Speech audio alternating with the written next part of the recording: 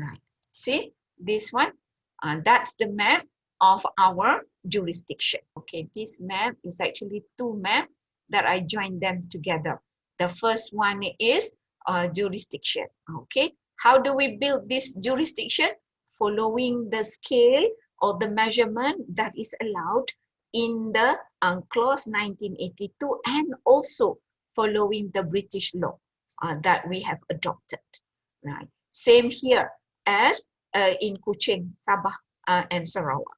All right, in Sabah and Sarawak, okay, this is the luxurious area. All right, in some country, there are really smaller than this wide space. The widened space over here, all this are covered by the permission given on the Merchant Shipping Ordinance in Sabah and Sarawak, and also Merchant Shipping Ordinance and the rest of the trading ordinance of the British that Malaysia have adopted. Ini semua the law dia that allows you to go into that measurement. Yeah, alright.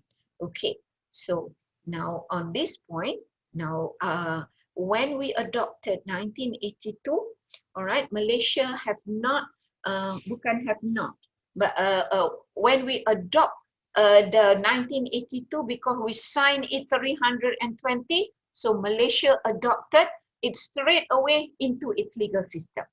Right. Some of the, all right, jurists, the legal people argue, is that allowed?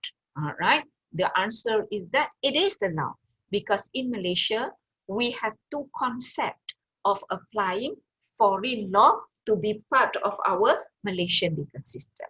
Right. You know, the concept is called doctrine of transformation and the doctrine of transformation and the doctrine of incorporation. Doctrine of incorporation allows, all right, demand that the foreign law be read again in the parliament and produced as law. We can do that because doctrine of incorporation we inherit from the common law. The British do that. Every time when they have a convention, they sign a convention, they cannot have it straight away become part of the legal system of the English court.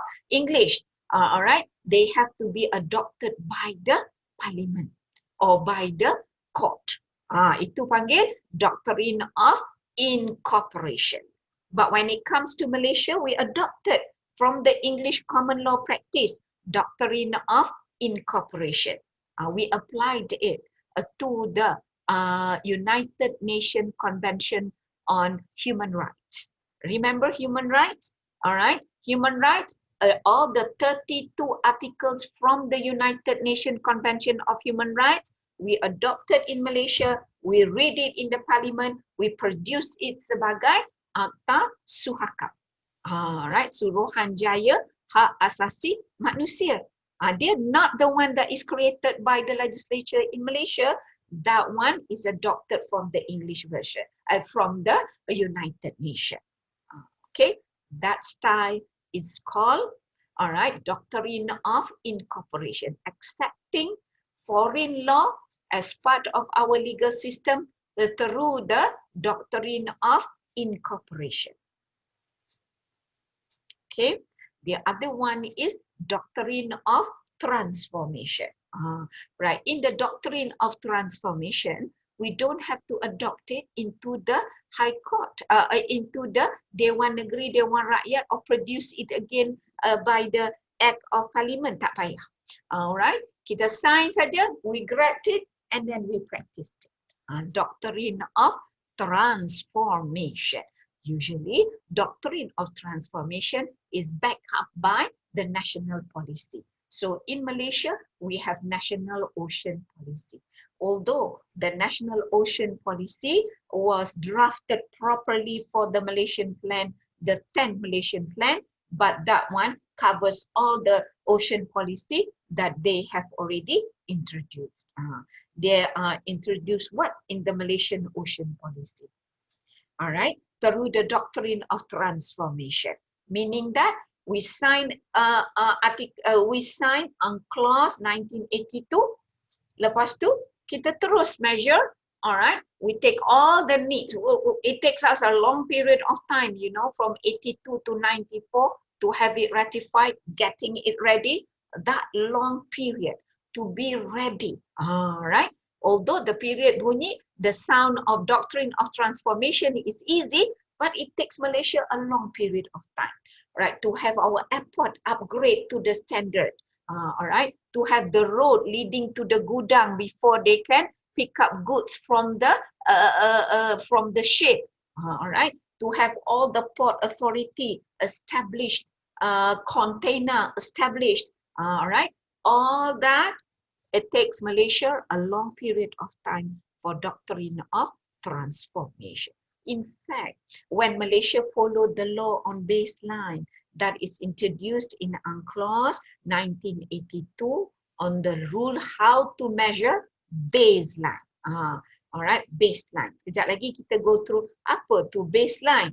Kalau you look at the map, you see the red color here, the red color all next to the peninsula, all right, all the red color at the shore, that is the baseline. And it's not easy to draw the baseline. But once Malaysia have signs it, kita adopt saja. Ini belum ratified. Sign saja, we terus adopt, and quickly the hydrographic unit of Malaysia in the Navy, all right, and in the AG, and also in the Pemetaan Malaysia, the apa benda tu? Pemetaan Malaysia in near Jalan Gerni belakang rumah saya tu, alright, they all quickly draw out a map, alright, to measure baseline according to the standard that is mentioned in the UNCLOS. Alright, tak payah tunggu any act. Right, the moment they have already perfected it, barulah in 2009 the first draft of the baseline act come out. So that the action is done, the act come later, all right, to legalize all the result, right? And then that act on 2009 was revised in 2015 and submitted to United Nations that we have now agreed, all right? By then, okay, UNCLOS 1982 have already come into practice, have become enforced throughout the world, right? UNCLOS open for signature 1982. All right, Malaysia signed it 1982. Malaysia ratify and send for reservation 1994. All right, it comes into enforce in 1996. So you see, 2 years after it come into enforce. There is a difference, isn't it? When a treaty become enforced, the treaty then will be binding throughout all the world, everyone. Whether you signed it or not, it will be binding upon. All right. So the position of Malaysia is very lucky. We got to submit our reservation and accept it. Right. So reservation become part of that all the world will have to recognize what we reserve for the coastal states, right? Right. Okay, America did not sign in 1982. America did not sign in 1994. America did not sign in 1996 when it becomes enforced, but Malaysia America have to make a declaration that they respected that UNCLOS has entered into force, and that was at the time when the president was Carter. All right. So now America doesn't have any rights to object to the law of the sea, and they have no rights to take advantage of UNCLOS 1982 because, because they have not planned for. All right. So if they have interfered on your South China Sea, all right, that because they are playing the game a little late. All right. Okay, everything is settled so far. Okay, of course, I believe, I agree with you. There are a situation that is not accommodating, that is sounds like there's gonna be war, but that is not favorable to the ASEAN or ASEAN situation. So that will be a different issue. We will look into the dilemma of UNCLOS and why later, why the distress why there is this dilemma keep appearing when it comes to the South China Sea. But at the moment, all right, what do you understand from all this? Okay, that when you have a state, you must, all right, pay attention to the sea around you. All right, okay, United Nations try to persuade all a governance for all to practice, but the best is known to your own state, how to govern the sea. Right. Okay, having said that, okay, all right, do you have any questions? So that's how Malaysia looked like long ago. All right, okay, all these spikes that are coming in, if you look into a bigger one or you see the document, the map, see this is one piece of map, yeah? All right, €25, we bought it long ago when we had a visit to discuss on land, what was it? Yeah, I'm not a party. I'm just went there just to visit the university. All right, the other teams were the party to discuss on certain issue. All right, so we have the advantage of going to this University of Groningen. All right, and they take us to this shop that sells all books about maritime. Right. Okay, so you can get a map, you can get all sorts of crazy things. And in 19, well, what when that this was ancient ago. In 1997, if I'm not mistaken, all right, we already bought a book on Pulau Batu Putih dilemma. Can you imagine that? Pulau Batu Putih, it's only appearing in ICJ, but over there in Netherlands, there's already a book talking about it. All right, but still, there was no picture of the treaty that is conferring titles. All right, that is in dispute. Okay, right. So that much. All right, this one, this map, it looks like this. This one is actually, all right, this one is actually drawn by Mima and also Professor Valentine from University Curtin. All right, okay, all right. At one time, I was in the team, but then I'm a person that doesn't stay long. When I finish my research, I move into another, right? So this is a courtesy from University Curtin long before. Today, you can see this everywhere. In most of the time, these are the original that they have sent me. Okay, right. Cik Nizam was the one. And when you talk about ocean governance, you would want to read the articles by Nizam Khan. I have already given you the articles. All right, just look into it. He may say certain things that is necessary, but locally, right, sometimes Malaysia manage international policy with regards to the law of the sea better than local. Every time for the maritime people like me, like you, the big question is we don't have a ministry on maritime matters, isn't it? Right? Okay. It's only a politician know why they don't have a ministry that talks about maritime matters. They do have Ministry of Transport, all right, environment, and everything.